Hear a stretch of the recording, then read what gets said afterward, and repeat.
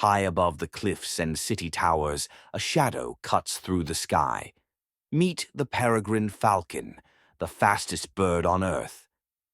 In a hunting dive called a stoop, the peregrine falcon can reach speeds of over 240 miles per hour. Faster than a Formula One car, it's the ultimate aerial predator. With razor-sharp vision, it can spot prey from more than a mile away.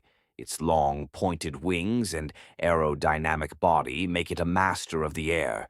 Even its nostrils are designed to handle the pressure of those extreme speeds.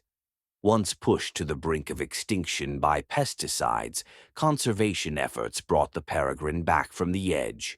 Today, they thrive on mountain cliffs and even skyscrapers in big cities.